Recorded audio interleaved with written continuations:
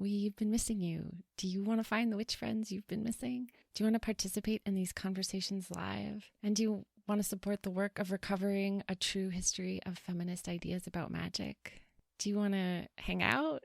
Do you want an invite to Zoom together with Amy and myself every new moon, along with our hilarious, diverse, wise, queer, creative, anti-racist, science, and awe-loving coven? You must join the Missing Witches Patreon. It's pay what you can, and we can't wait to meet you there. Patreon.com/missingwitches. You aren't being a proper woman, therefore you must be a witch. Be a witch. Be a witch. Be a witch. Be a witch. Be a witch. You must be a witch. I am so feeling it. It is so good to see you. Oh, you too, love. Oh my gosh. I love your voice. You have such a beautiful voice for sound spells, and it's just so beautiful to see you in person. Oh, that's so kind. I'm so excited too. Here's Amesy. Hi, Veronica. How are you? I'm excited. I was like, your book is like sumptuous. That's what I was thinking. That is such a good word. Thank you. Yeah, I was trying to decide on what word to use, and that's what I'm glad it suits. I love it so much. Oh my goodness, look at that wallpaper behind you. Oh my goodness. Yeah, love it. It. I could only afford to do one wall, so there it is in all its glory. Love it. It's friggin' beautiful. So I didn't warn you maybe I did, I don't remember, but you did. I did. Okay, so our coven mates are here. They will waft in and out like the powerful spirits that they are. I kind of love that. I love the idea that we're doing this podcast and there's like spirits that move in and out through the room, come out of pictures that are like painted on the walls and things like that. Can we do that? Can we pretend that's happening? I mean, that's it. The portal's open and you see their smiling faces. Sometimes they light us up. Yeah. Pretend that's happening. I love it. So good. I'm so excited. I'm gonna just take a deep breath and do an official like podcasty opening. Yeah. Oh, and just say welcome witches, welcome windstorms, welcome ghosts, welcome opening portals of all kinds and smiling sexy faces. It's -40, I think, outside my doors today. I can hear the snow shaking down and the ice is booming on the lake, and the world feels heavy and sad and exhausting and fucking dark. And then I got to curl up with this sumptuous, sexy, joyful rock and roll kind of magic. And it was such a pleasure for me and such a gift. And the book itself tells you it's a gift and that it's going to walk with you and be with you on boats in the night. And so now we just get to be with the witch who sent us out on those night boats. And we're here, and it's a great gift and a joy.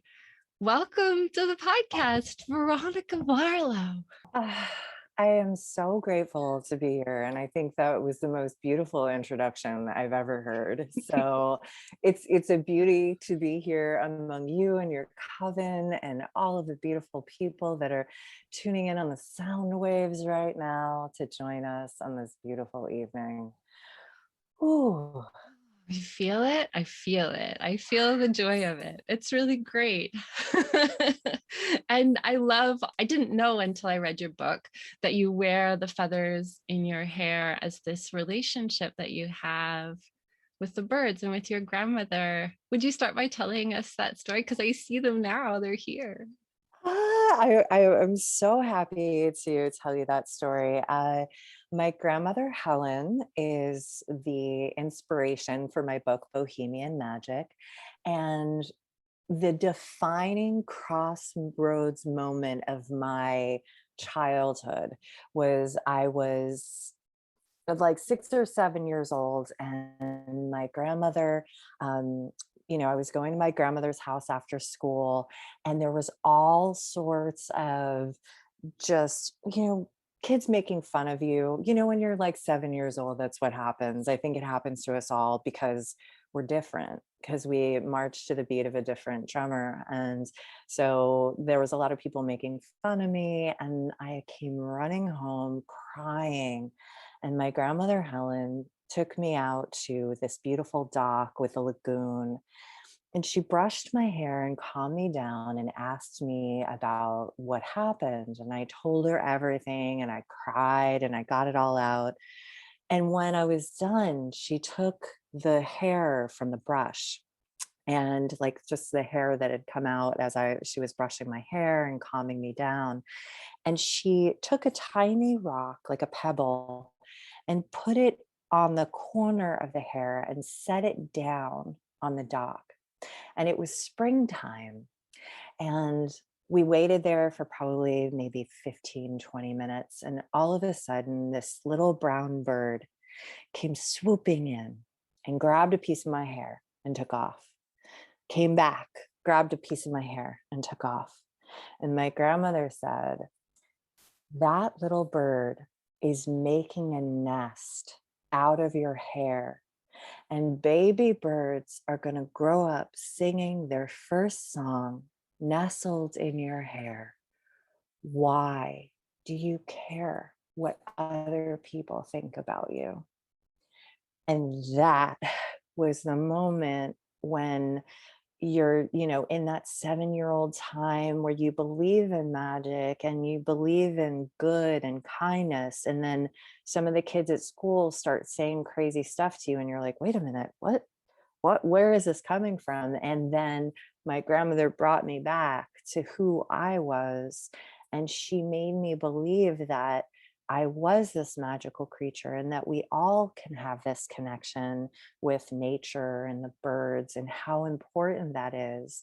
And so in my hair, my grandmother also would say that your spirit side this is old school Bohemian Magic, your non-dominant side of your body is your spirit side, because you have less control over it. So she would say the spirits are the ones that, if you're picking tarot cards and you wave your hand above the cards, when you're, casting spells, if you want to pull the spirits and the ancestors in, you use your non-dominant side.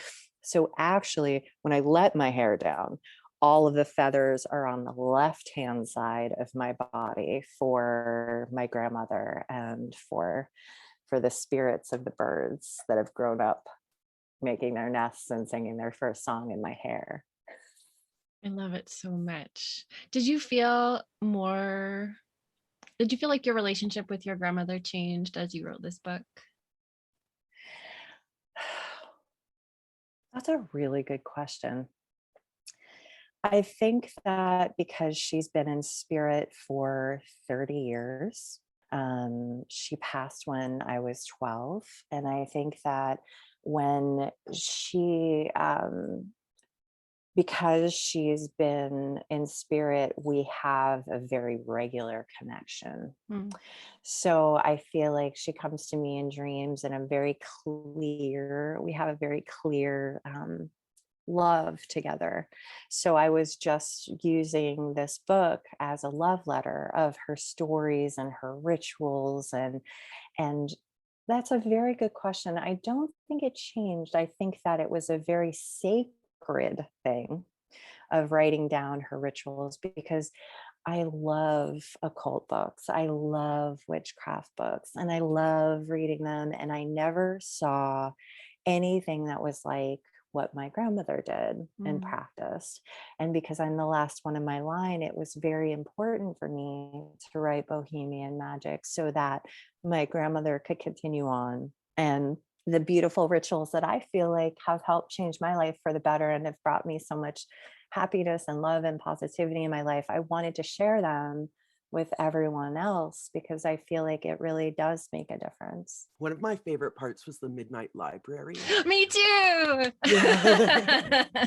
and maybe we'll let you tell the listener what that is.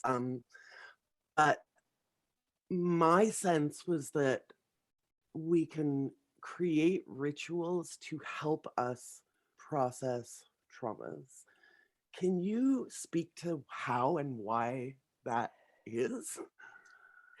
Yes, as best as I can, and please feel free to also, you can answer this with me. And I'm so grateful that you connected with that, because I wrote this idea about this beautiful midnight library that kind of appears, that has all of these, memories of you and all of these different things of your life that fall around you like snow, and they're all there and they're all a part of you, and they can be, you take the beautiful things with you.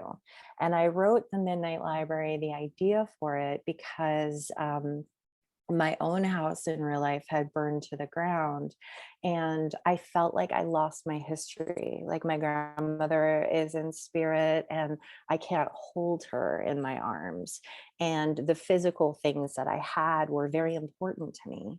And when I lost all of them, it was this very traumatic thing in like 2 seconds. Like, I'm somebody that like really keeps things and treasures them, like these objects, these, some of her adornments, my journals, writings, and things like that. And they all got, destroyed in the fire, many of them. And so I came up with a spell of lighting a candle.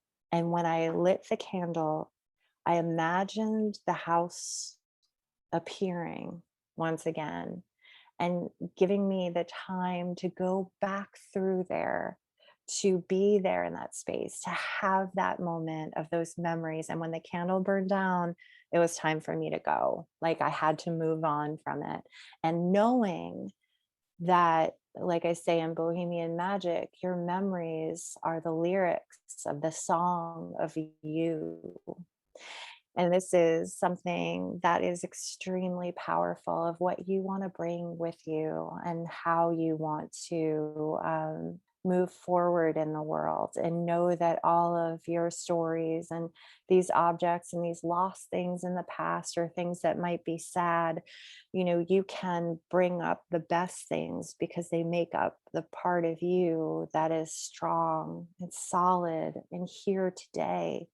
Because when we go through something like that, when we keep continuing through that, and when we can really like be strong and move forward and feel all the feelings and do it, and know that we have all those beautiful things inside us, we can be also an inspiration for other people that are going through those things, and letting them know that all of their beautiful memories are inside them, and nobody can take that away ever. And so how does this creation of rituals help us process? Like, what do you think is like the mechanism at work there? That's a really good question. Let me think. This is a great question. I think that when we do ritual and we make it physical, and we also bring our mind into it at the same time, I think it goes, I think it's far more powerful than if it's just in our minds alone. Like, also there's another spell in the book called Search and Destroy, because every single one of the spells in the book is the name of a rock and roll song. So the table of contents is kind of like a jukebox, if you want to, and you pick what song you want, and then you can flip to it. And Search and Destroy, that's another one where what I do in witch camp, it came from my work teaching witch camp and like having witch camp every year. And what I do is that in the beginning, the very first night everybody shows up, we eat together, and I have them clear their plates, and then I hand them a Sharpie marker, and I say, write everything on this plate that is keeping you from having your best time this week. Any mind obstacles, any things that are getting in your way, like, write them down on this plate and say them out loud if you want to.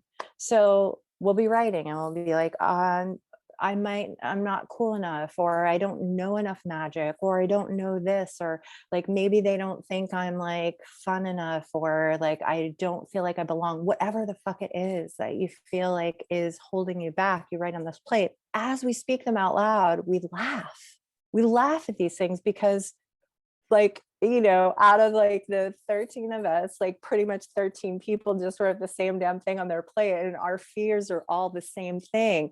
And when you realize that your fears are all the same thing, they get really small. When you say it out loud and you realize everybody else is thinking the same thing, you're like, oh, okay, it's not that bad. And then we all go outside, and I have a thing called the glamour hammer, and we put it on a stump in the woods, and we take turns bashing those plates, and we break it up, and the girls howl, like all the women behind us howl while we're doing it. And it feels so good to not only write those things and make them smaller. Also, my grandmother Helen used to say fear stands for forgetting everything is all right. And we smashed it, and then when we smash it, it is like, whew, the physical aspect. Also, because as women, we are taught to fix things, not break things. And it's a very big deal for people to go out there and be like, they're like, I'm allowed to smash this plate, but like, this is a plate. I'm like, smash the fuck out of it. It's a plate with all these bad things about it. And it's this release and this howling and cheering each other on. And as soon as those plates are smashed, we throw them in the garbage where they belong. I take them to the dump and lead them away. And then we walk into that home once again to start witch camp. And we really feel cleared. And that is how you can get rid of some serious, you know, trauma or bad thinking, or, you know, negative thoughts going on, or doubt. You can just do something physical and then, you know, take care of it, put it away, start it anew. And it really, it's some of the most powerful magic that I've seen, and it feels really good. Fuck yeah. So can you talk about, you know, I don't know if this is gendered or if this is like a class and capitalism thing, but the feeling of like needing permission to be magic, needing permission to be big, needing permission to fucking speak, you know, like needing permission. So who gave you, glorious one, permission to start witch camp? Or like, how did you take it? And who gave you permission to write this fucking book and make up your own spells? Or how did you take it? You know, that is an excellent question. God, I'm loving this so much. I just have to say, and for the listeners right now, I just want to tell you, I'm looking at this whole crew of beautiful coven members that are floating in, and I'm feeling the love so much. I'm feeling so supportive this whole time. And I would say one of the biggest things, giving yourself permission, is one of the biggest magics there is, because ain't nobody else going to give you permission to do what you want to do in this world. And when that is actually in the book, there's this whole section of the spectaculous school of spell casting, and spectaculous is my form of witchcraft. That's my branch of witchcraft, what I call this rock and roll magic and my grandmother's Bohemian Magick all wound up together. And the very first step of casting a spell, because I've been casting them since I was a baby, so like I've fucked up a lot, you know, I've realized like how not to cast a spell. So the 5 things, the very first thing that I do every single time is give myself permission. And I wrote this thing in the book where I talk about what the permission slip looks like. And it's so important, because when we do spell casting, let's admit it, most of the time we are showing up to that spell with our eyeliner running down our face, freaking out, being like, oh, I got to do this right now. I got to, like, all this crazy stuff is going on. I need to cast a spell. And we're stressed out. And in our grimoires, which magical books that I encourage everyone to have a magical journal, just to write your experience, to honor your own magic. And I write this permission slip. And it is the permission. I write things like, I give myself permission to call my full power back to me. I give myself permission to call back all of my past lifetimes, those known and unknown to me. I give myself permission to tap into the wisdom in my bones, in my DNA. I give myself permission to tap into my own divinity, to stand strong in everything, every thought of all the beauty and the good things that I've ever been. I call that in. And so I write this down on a good day, because it's easy to forget who we are sometimes. If we're having a really bad day and the world's getting us down, I might forget who I am. And then I go to my grimoire, which PS is like a $3.99 notebook that I cut out a bunch of pictures from that I love and I tape to the front. So I really discourage the idea of like these big, like leather bound, like grimoires that are so perfect. And you have to like, you're afraid to like spill something on them. Like I put a mug of coffee like in the corner, and there's a ring on the corner because I'm alive. Like I'll like put my lipstick on it if I'm feeling really good, because our magical tools are alive as witches, you know, they're alive. Like, I don't want them to be fucking perfect. I want people to be able to see them and be like, look at this messy, beautiful, beautiful story of life. And it feels so good. And that's what I wanted to do in Bohemian Magick, and why the book looks like duct tape together, you know, that it actually looks like it's got duct tape on it and there's all these things taped in. And from my own grimoire, I ripped out that page and I put it in Bohemian Magick, my permission slip. And when I'm feeling down, I read that permission slip out loud 3 times. And I always remember who the fuck I am after the 3rd time I read that. And then I'm like, okay, solid foundation. Now I can cast the most incredible spells, because words are wands and our spells are stories. And when we remind ourselves who we are, it is just, that's like step number 1. Know how beautiful you are, know how badass you are, and know that there is only going to be this one you in life, period. So celebrate them, celebrate them. And so on a beautiful, good day, I want you to write a permission slip to yourself in a $3.99 notebook with your dreams taped on front. And I want you to remember about how powerful and beautiful you can be with your mind, with your story, and with your spells, sending them out to the world. So that is all the permission you need. You give it to yourself. Preach, mama. There is I mean, what's a witch version of preach? We're trying to like renovate our language from these like church traumatizing pieces. Do you have anything? Yes, I do. Yes, I do. It is how. Howl. Throw your head back and howl, honey. Howl in me, yes. Howl is a big word for us around here, so I think we can adopt that super easily. Yeah. I did just want to say, like, that's like such a great thing about the book is it really does feel constructed, you know, it looks like a scrapbook. And there's one page, I was thinking about you tearing a page out of your grimoire and putting it in this book, and one page that I wanted to tear out and put into my grimoire. And then I was like thinking about this sort of like Ouroboros, you know, of grimoires eating each other. But the page was, your life is the greatest spell you will ever cast. Yes. Please expand on that idea. Well, I have got to say that I believe that how you live your life, how you go out in the world every day, how you speak every day, how you treat others every day is a spell.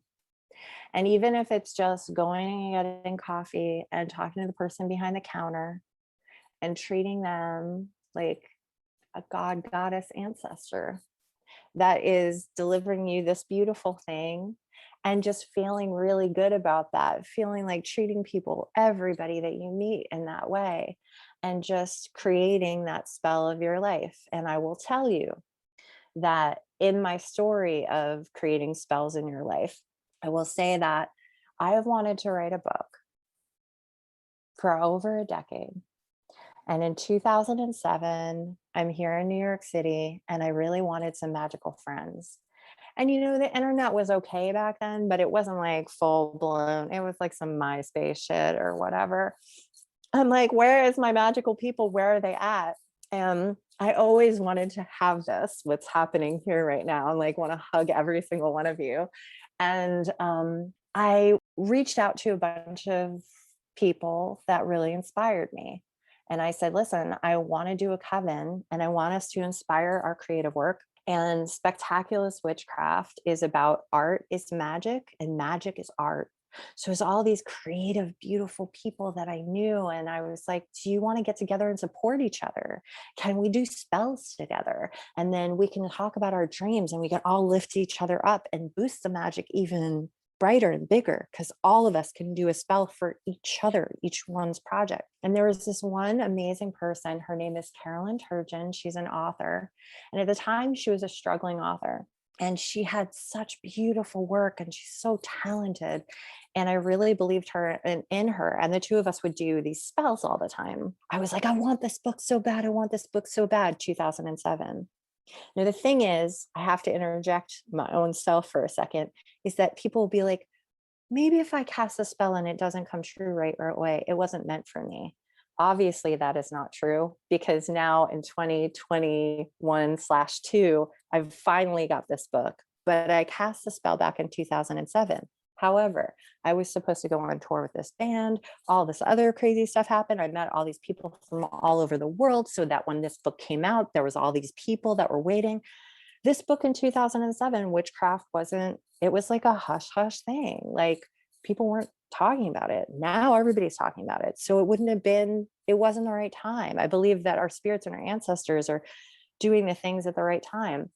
So fast forward to this beautiful woman from 2007, this author, writes the fairy handbook, the unicorn handbook, the mermaid handbook, these beautifully bound with gold on the insides and engraved, and these beautiful lush pictures on the inside. And she created all this beautiful stuff.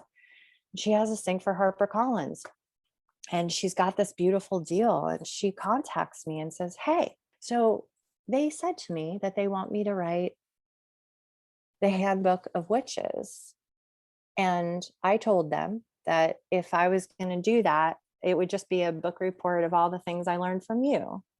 And so I'd love to take you down to HarperCollins. And I was like, what? And she like, who does that?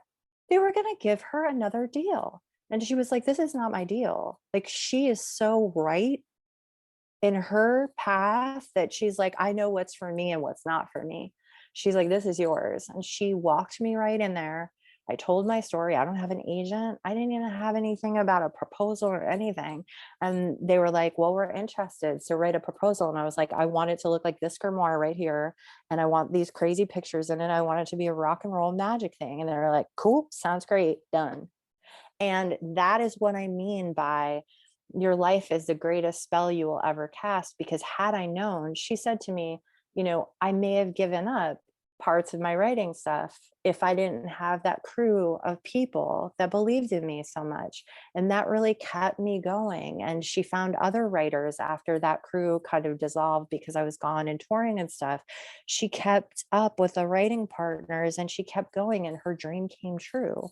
And so that's what I mean when I say your life is the greatest spell you will ever cast, because we're casting this spell right now. Like right now, as we're talking together, we are crossing paths. We are part of each other's lives. And there's something that might happen in the future that changes one of our worlds because we met each other right now. So you never know. So you just gotta like cast the good things every day. So with that said, I want to invite members of our coven who are here, if you have a question, if you have a response, if you have some magic you want us to call in for you, let's weave it together here, friends. If you just want to say hi, that's cool too. Okay, hello. Okay. So Veronica, I was so excited about tonight's interview because I'm a regular reader of Enchanted Living and I read your column all of the time. And I just joined this coven. I was looking at my little date book in July of last year. And so you're the first person that they interviewed that I already knew about. So I'm just so honored to share this virtual space with you.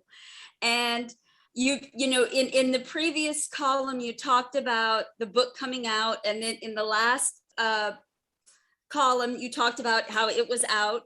And so I didn't have the book yet because I have like 5 books already about witchcraft, but I'm going to order it tonight. I'm just so energized and charged. And you're such a wonderful person. I'm just so glad that you're even better than what I imagined you being from reading your column. And what I would like to call in, Risa, since you invited us to do so, is that Amy and Risa know I'm a poet and I'm editing my first book this year. So I want to call that into the circle to bring that into fruition. So I'm putting that on our altar for tonight. Woo! And what is the name of this book? Does it have a beautiful name yet? I haven't decided on a final title yet. Okay. Well, please let me know. And I would love to hear about it and your process, like as it's like coming together, because who knows, like maybe I can set you up with some good people too that would really see you and appreciate what you have to offer too. So you can always, so we'll have to connect. I am so grateful for you. And I love seeing your beaming, beautiful face this like time during this like moment that we're having together. Is beautiful. Thank you. Since we're manifesting books in this circle, the book, I spoke to Kristen Soleil about this, and you're both rock and roll New York witches. So in my mind, you know, maybe Risa and I are part of it, but maybe it's just the two of you.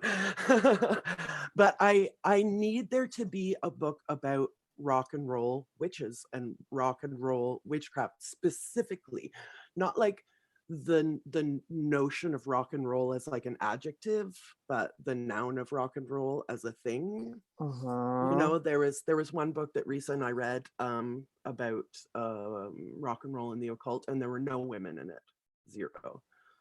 And we all, from having lived in the world, know that like women are a large part of the witchcraft. Hi, we exist. Yeah, hi, we exist. And it's something that I'm touching on in my own writing, and obviously in my life. I consider myself a rock and roll witch as well. Yes. I noticed that your song titles, that are your chapter titles, there are a couple pop songs in there, but like heavily leaning towards 60s and 70s rock and roll. So yeah, it's not really a question so much as like, I don't know if that's something that you and Kristen, you know, I could maybe send an email to the two of you to, like, let's put books on the altar into fruition. Let's weave. Speaking of weaving, we have a weaver here with us too, putting books and weaving new ideas and new art on the altar. Yes, I would love that. And I love the idea of us like stirring all of these things in the cauldron together for us, because it feels so juicy to be on here with other word witches, because and poetry as well. I have to say what you were talking about as well with your poetry, like poetry is so beautiful for incantation and speaking things into existence. And I think I'm just loving the idea of that too. So, and rock and roll witches, of course. Yes. We're trying to finish our second book now. Our deadline is February 15th. So we keep like breaking ourselves out of that mode to get to sort of dip into these conversations. And it's like incredibly I don't want to say healing, because that word can be sort of difficult if you don't feel like you're broken, and if you don't feel like you'll ever quite be healed, like that word doesn't feel really right. Sophie Strand was talking about that as someone with chronic illness. And so I'm thinking maybe you have another word too, you can help me with. It's not church and not the medicalization, like the fixedness of it all, but it does feel incredibly like juicy, maybe sumptuous to me with other word sumptuous. witches. We do that. Yes, we love that sumptuous word for sure. Well, you'll have to, my husband, David Varlow, is also an author, and he just finished an incredible children's book that's really powerful. And we have been working on, in the book, there's a spell for those of you listening and out there in the world. There's a spell called Magic Bus, and it's one of the things that I did to help manifest this book and help me in my writing process, because I don't know about how it is going for you right now and how you're feeling about it. But some days I would be like, this is the best thing I've ever done. And then some days I'd be like naked in my in my shower, like crawling in a ball and sobbing. Yeah. So I would highly recommend the Magic Bus. And the Magic Bus idea is, who do you want on your bus? Who would you like to journey with you in this process? And I picked 6 supernatural people on the other side who really resonated with me as far as writing heroes of mine, who really spoke to me. And I put their pictures all together. I printed them out. I took my favorite pictures from the internet, printed them out down the street, and put them on a poster board. And I put a picture of me in the middle. And the reason that I do that is not because of like ego and being like, oh, I've definitely earned my place among them. It's coming from a place of, I need to imagine that we're all chilling out together, because these are beautiful people that inspired me. And these are people who have already, on this magic bus, gone down the journey of their fantastic books and creating, and had this beautiful, like, got their works out there to everybody and spoke to so many people and raised up so many people. And I want to go on the bus with them. I want them to show me the way. And that, seeing me with them, you put your picture in the middle and then put 3 on either side of you. And I have an incantation that you say in the book, and you write, you leave a little present for them for inspiration. And then you light candles in front of them, and then you write and you work on your art. You work on whatever the art is. And you feel like, I'm telling you, when I would do spells with the Magic Bus and I was stuck, I would, within like 10 minutes, my fingers would be flying with like magic coming out of them. So I highly recommend whatever art it is that you do. And this worked especially for writing. Magic Bus is a great spell to do. So, hi, Veronica. I don't know if you remember me. We met when I took one of your classes, 2 of your classes in 2015. Oh my God. And then in person at Shindig, I met you and David. And I told you a story. So I wanted to, when Risa said that their book is due on the 15th, I was like, okay, I have to say hi and tell the story, because talking about how life is a spell and things keep spiraling back and you don't know where the connections will be. So in 2015, I took a class of yours where you were going to lead us on a journey to find our secret magical name. And then you invited us to come back the following week to share about that. I thought that's what the class the following week was going to be about, but it wasn't. And it was on Valentine's Day. And we did talk about our magical names, but then you cast a spell to bring love into our lives. And I had never been in an online, I hadn't really taken many years, were the first magic classes that I took online, but you cast a circle and I could feel it. And I was so moved by how you did it online and had us all feel included. So you cast the spell. I had done some other things in my own life to be ready. But the next day, the day after Valentine's Day, somebody asked me something, and my immediate reaction would have been to say no, but I said yes.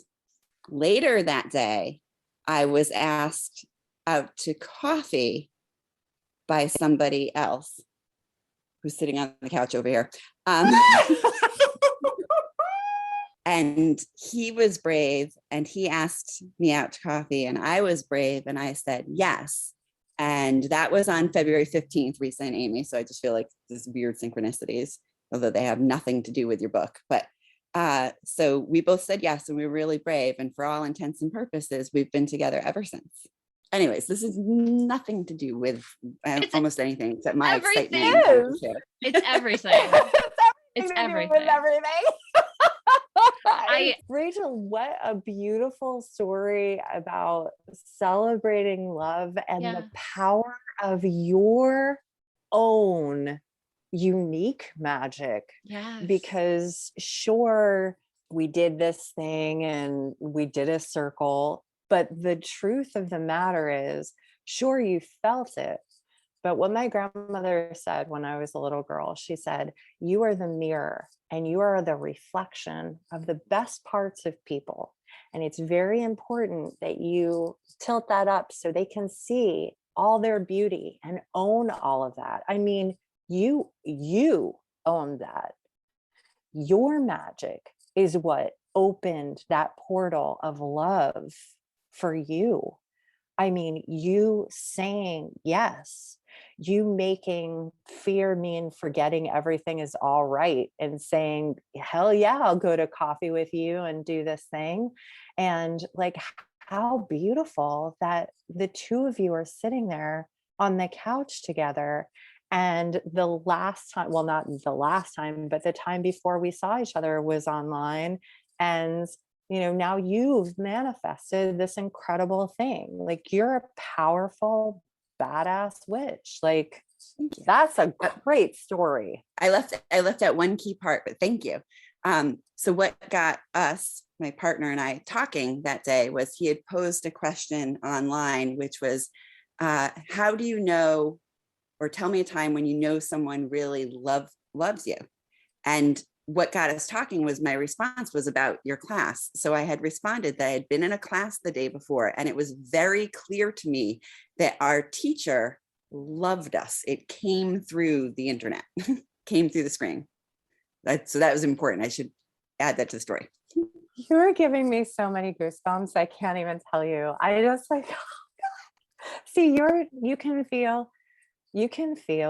Well, I think many of us are empaths, and we can feel those things. And you are, all of you here, and those of you listening, are the dream of my childhood come true, of finding magical friends that were these beautiful people all over the world that had their heart open to magic and would believe in it just as much as I did, and not think it's weird, but actually use it to be these strong, badass, beautiful people. And the fact that you took this class and you took your own power back and you said yes, and you stood in your power and recognized all the beauty that you have inside of you, I'm sure put a spell on your partner, because you were standing in your power. And I think that's the sexiest thing there is. And so what a beautiful story. And I was not expecting this tonight. So thank you for that story. And like, I'm kind of blown away by that. So congratulations. And like seeing you happy and seeing you look at him 2 seconds ago, when you looked over at him with so much love, like, I'm celebrating for you that you allowed yourself to open the door to love with your magic. Like, that's what this is about. And that is, your life is the greatest spell you will ever cast. Full circle. Like, I think it was the first question I asked, like, how do rituals help us? And I think that's the answer. Like, you made our coven mate feel loved and good And then when she was presented with an opportunity, she said yes. And maybe like at its ultimate core, whether we're creating the rituals ourselves, or we're having them done upon us by a leader. Upon is definitely the wrong. We're guided, whether we create them ourselves or we're guided by a leader such as yourself. Like, feel better, encounter an opportunity, and because you feel better and because you feel loved, you're more likely to say yes. There's something in there about what your grandmother said too. I wrote it down to think about later, about being a reflection of others. There's something in there about a ritual circle, or a ritual that's a personal circle, that's sort of making a reflection relationship with the universe, I think. I agree. I think that it's funny, like about like what you're like we were all just talking about. I think that man, when I hear people, say like, I don't know anything about magic, or I just started witchcraft and I don't know what I'm doing, or I'm a baby witch, or this and that. I was like, listen, if you were a little kid, you're the most badass witch there ever was. Because when we were really little, we didn't speak language yet. We got around on our intuition. We figured out how to speak language through intuition and looking and being aware. So the thing is that when we were like, 6, 7, and we walk in on our parents fighting and we feel the energy of the room and we're like, is everything okay? And they're like, oh, no, everything's fine, to protect us. But and then we go, wait, maybe my intuition was wrong. That's so weird. I thought that something was weird going on. And then we start to doubt ourselves, and then life happens and we have to get jobs and like put our roof over our head, and we step away from this magical world. And then the thing is as adults, if we can tap back into that moment from when we were little kids again, with the knowledge that we have now, then we're good. And I think that the connection of Rachel and myself and her feeling my love is Rachel and I were little kids together. We were little kids in this circle, It's not about like all the stuff that, it's not about, I want to really shy away from the idea of like, because I grew up with magic, because I don't think that matters. I really don't. I think it's beautiful. I appreciated it, but I don't think it matters.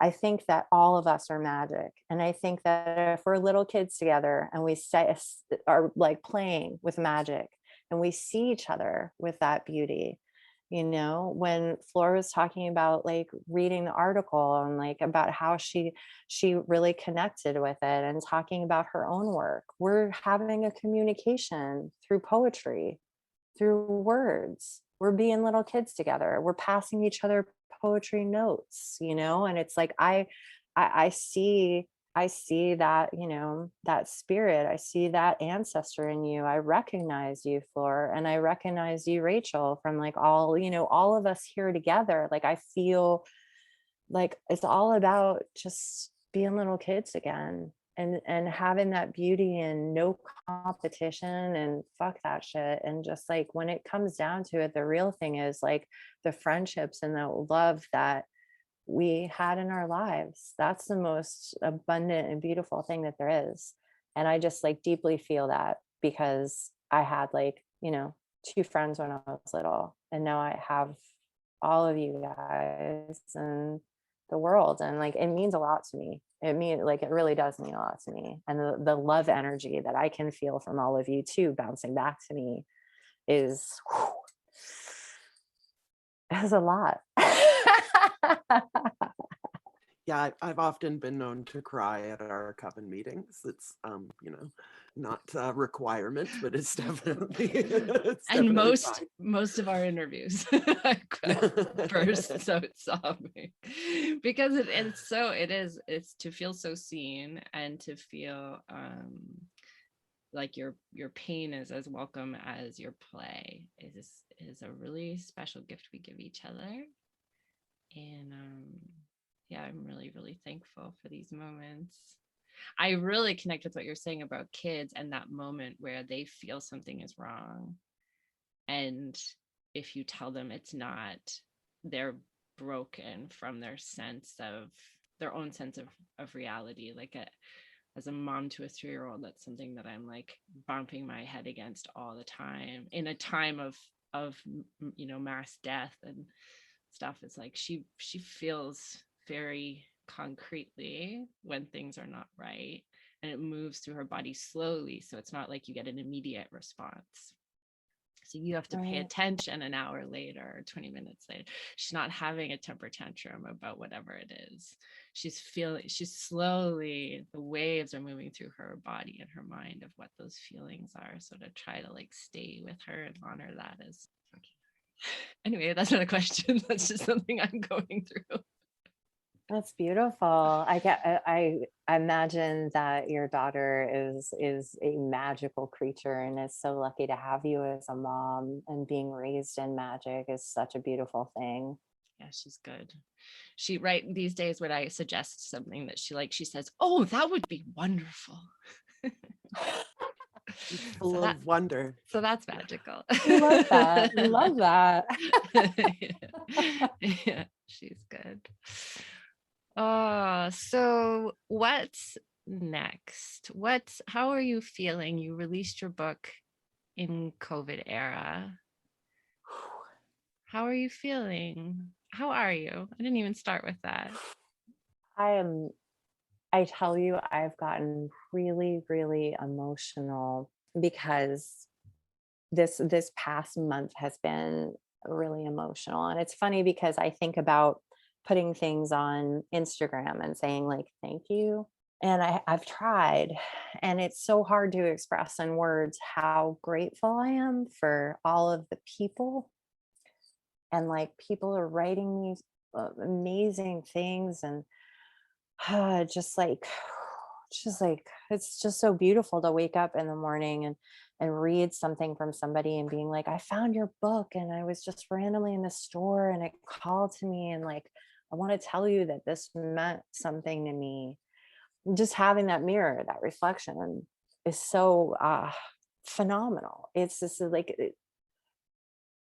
as magical creatures and humans here in this world, the thing that we want more than anything is love, connection, to be seen, to be heard, and to share our experiences back and forth like that.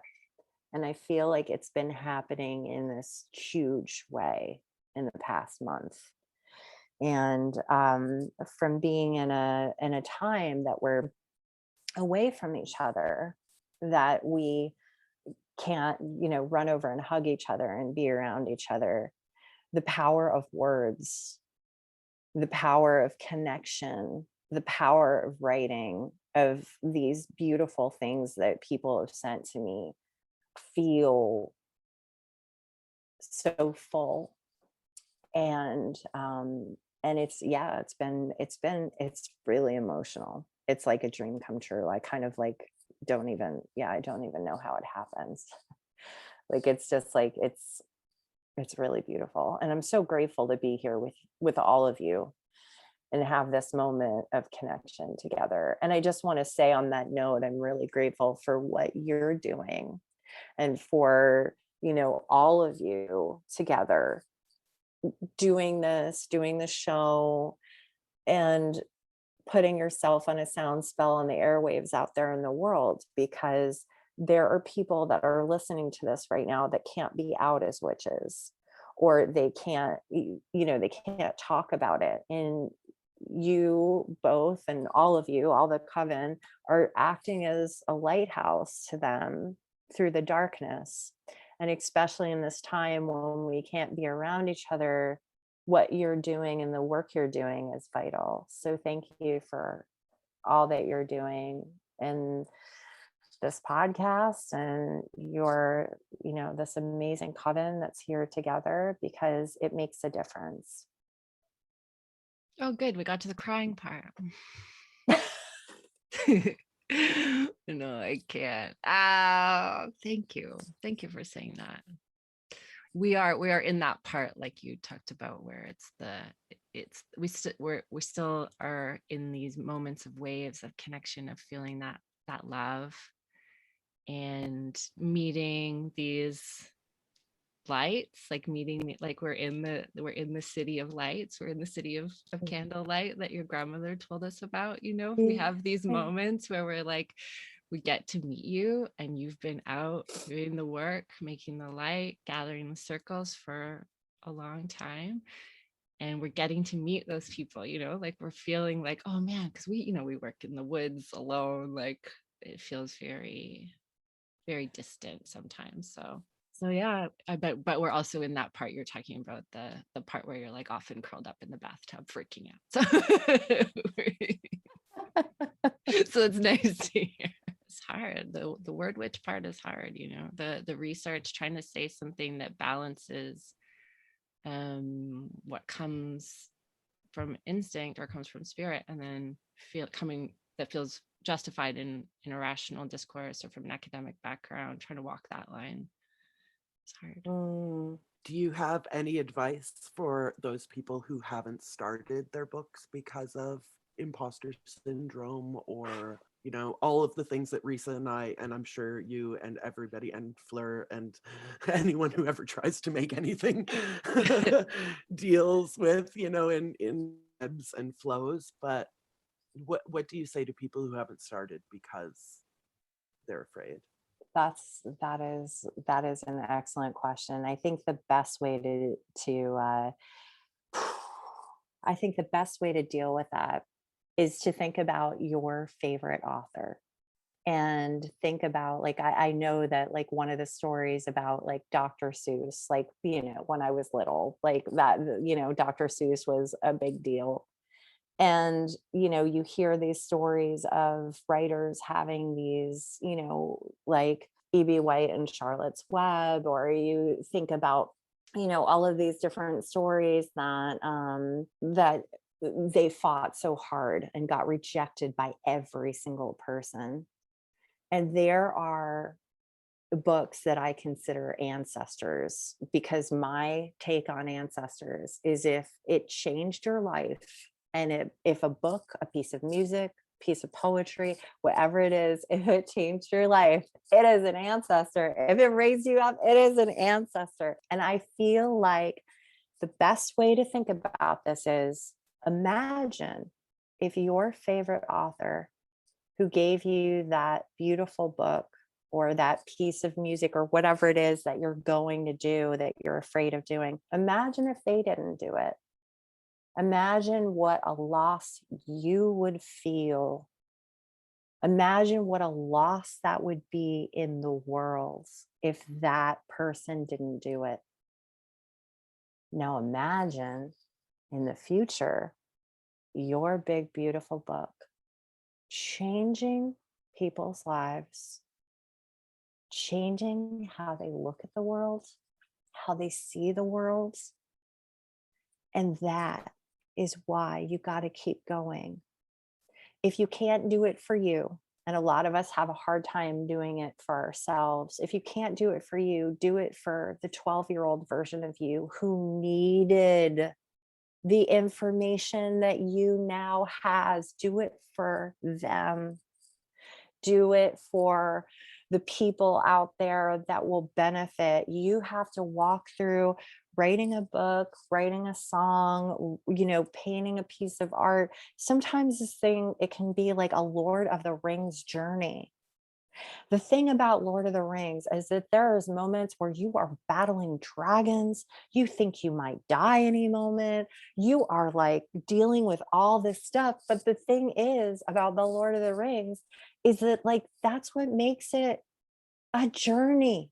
That's what makes an adventure. That's what makes the beauty of it. So when you get in that naked crying in your bathtub moment, be like, this is me battling the damn dragons in Lord of the Rings, and I will not lay down and die. I will take a break for a moment, and then I will go back and battle, because it is so vital to continue our beautiful work in the world.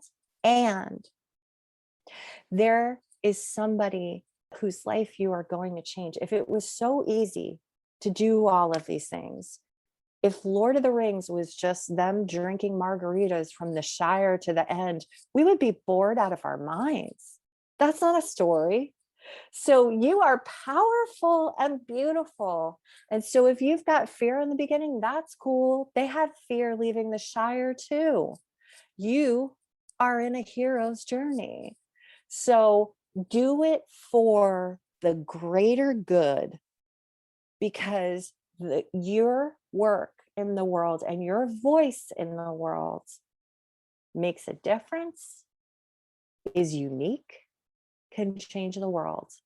So don't you dare take that voice away from me, because I need your experience and your voice and your story and your spells to help enrich my world. So don't you dare take that away from me. And that is what I would say. Switch it that way. Guilt trip. How? Freaks and howls. So I would guilt trip them. Don't you dare take that away from me. Don't you take your sweet art and beauty away from me. How? I need it in the world. I need it in the world. This is what I need more of right here. All that you have to offer right here, and less of, the angry things going on out there. You know what I'm saying? Like our voices right here, the voices of the people listening, the voices that are here in the coven. This is what I need to paint my world with. So don't you dare. You can cry in the shower, but take a moment. I'll make you some tea. I'll think about, I'll come through. Like spiritually, I'm making you some tea, and then get back to the journey. Then pick it up, go back to the journey. It's important. I took a lot out of that and laughed really, really hard. Two of my main takeaways were like, if you can take a break and you can have the margaritas, but if you only have the margaritas, there's no fucking journey.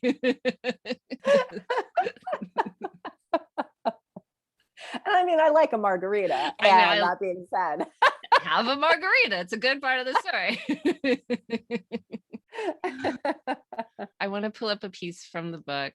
I just want to read this one piece really quickly, if you'll allow me. Sometimes we ask guests if at the closing of the circle, as we don't close a circle, but we sort of spiral this one out and we'll spiral back together, if there's something they can offer to our listeners that's giving them strength right now, a ritual, a practice. You've given us so many already, so I won't ask you for another one, but if you have one, throw it in the cauldron. But I did want to read this piece because it is such a gift, and I referred to it in the beginning because it was ringing in my mind.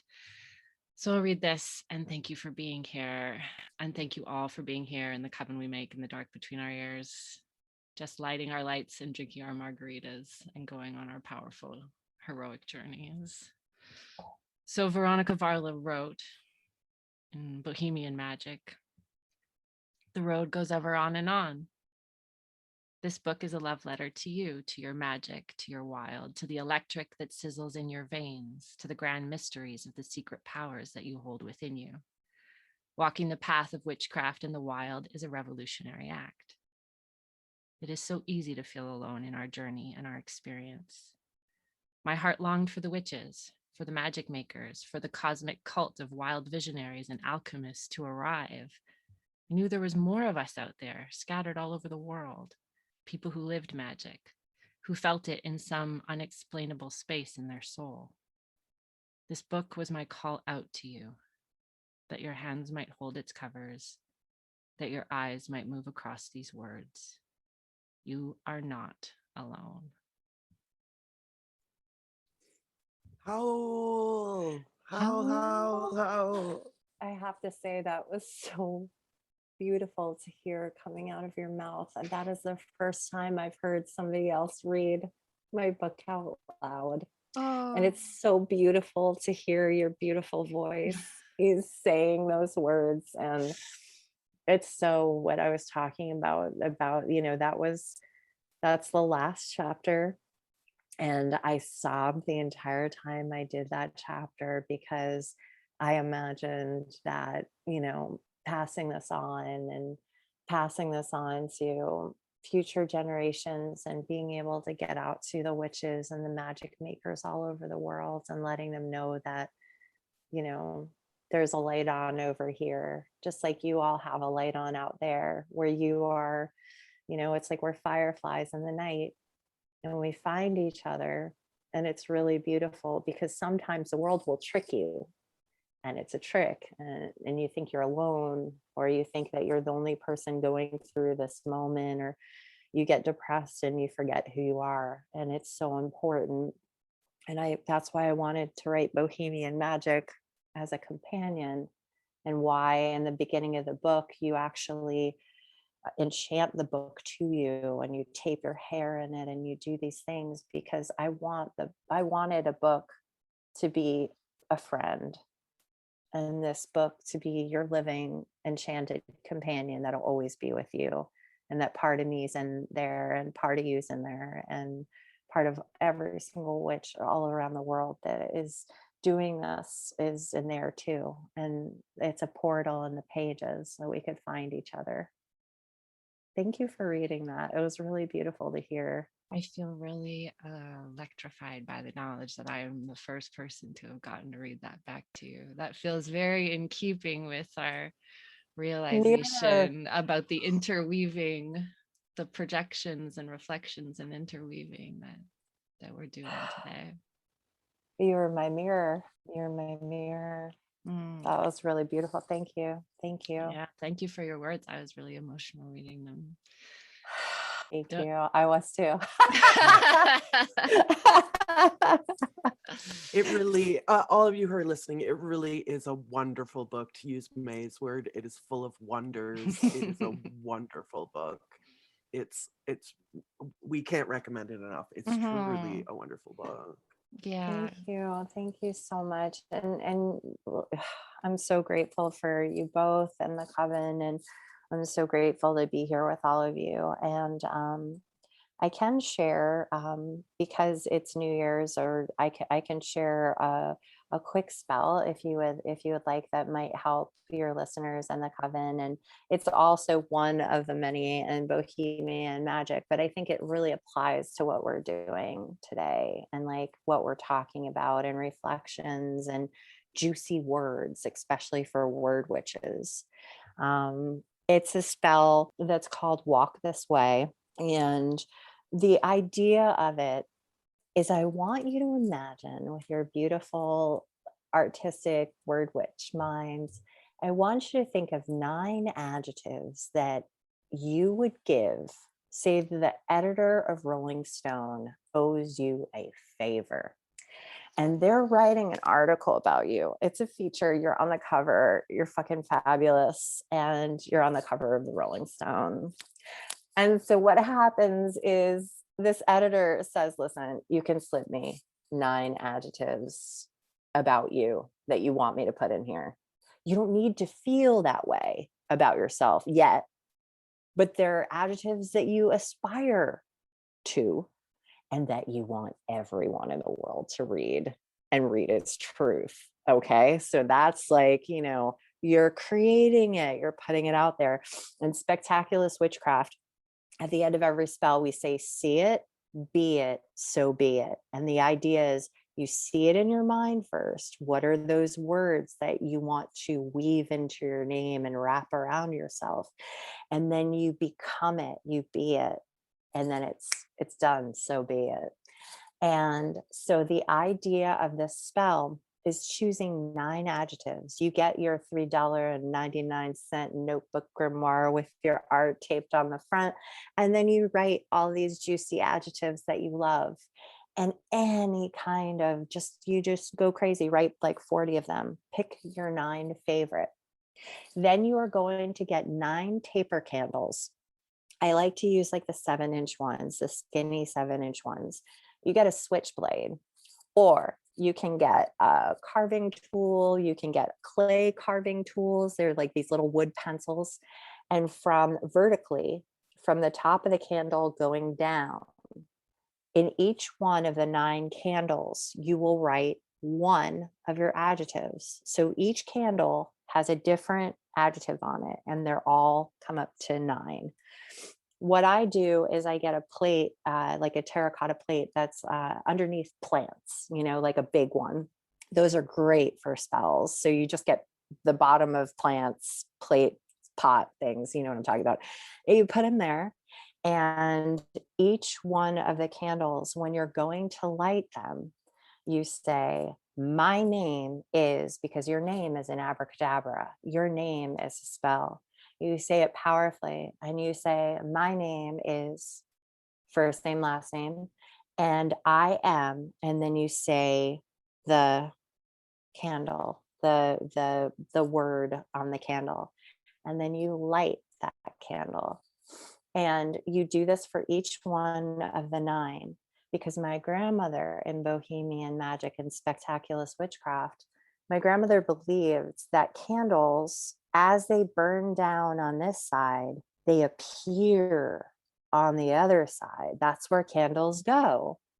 So on the other side, suddenly there's an altar that's happening, and they're like, whoa, there's something going on. She's doing some shit down there. She's doing some witchcraft. Let's see what she's writing. And it's like a love letter. So it appears, your candle starts to appear on the other side, and it's got a word on it.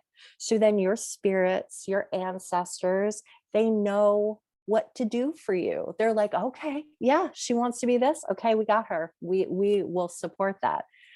Also, on some next level thing, I just have to say, my grandmother believed that their time is not linear, which means that you are right now 5 years old, 20 years old, 50 years old, 80 years old, and on the other side.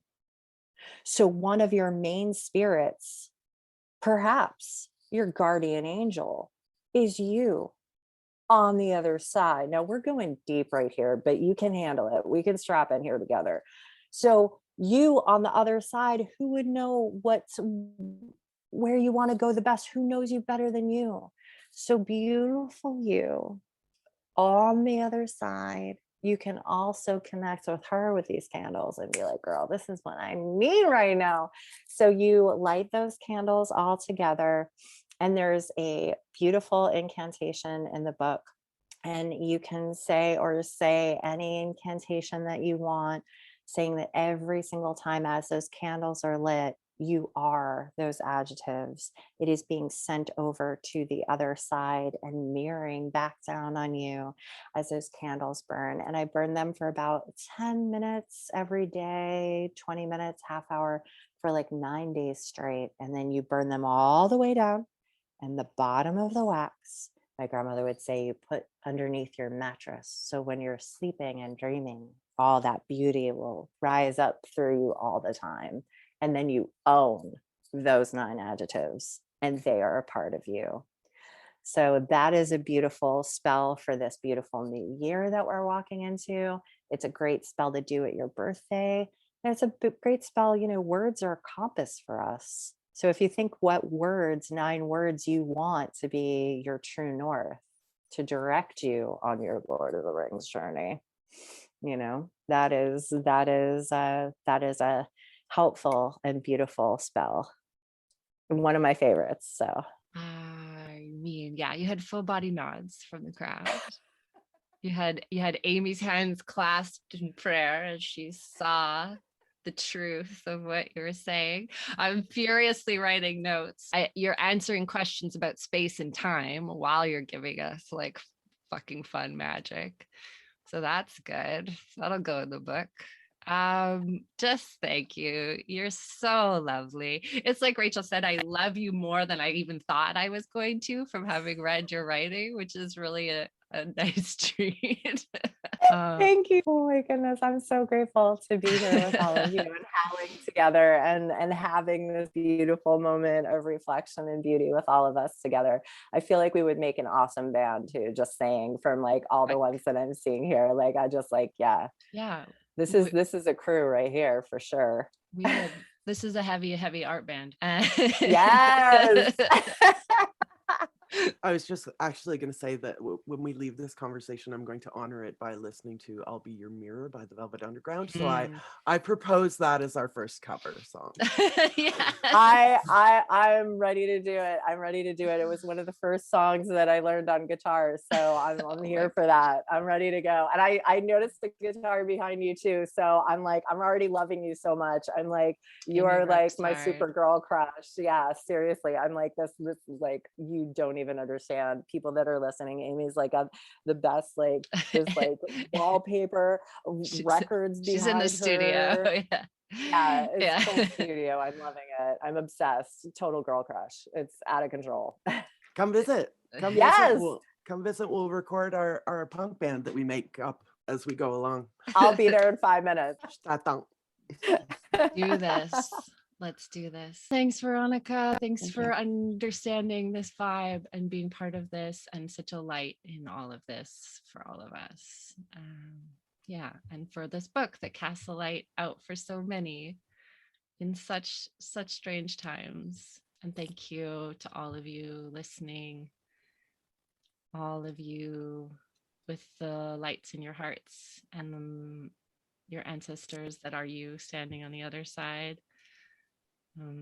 I hope that you take some time right now to write down a spectacular list of who you are, of how Veronica sees you when she's beaming love at you, which that she is, beaming love at all of us, the way that she sees you in all your glory and all your sexy, fabulous, comfortable ease and pleasure, whatever that looks like for you.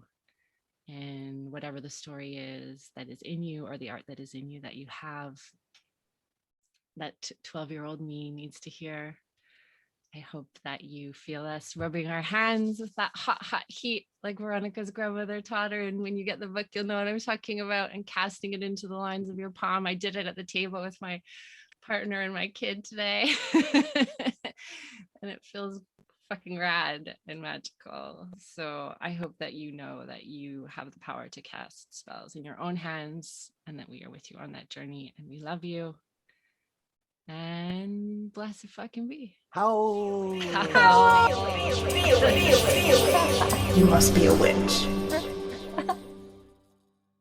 The Missing Witches podcast is brought to you by the Missing Witches Coven. Join us right now on patreon.com/missingwitches. Blessed fucking be.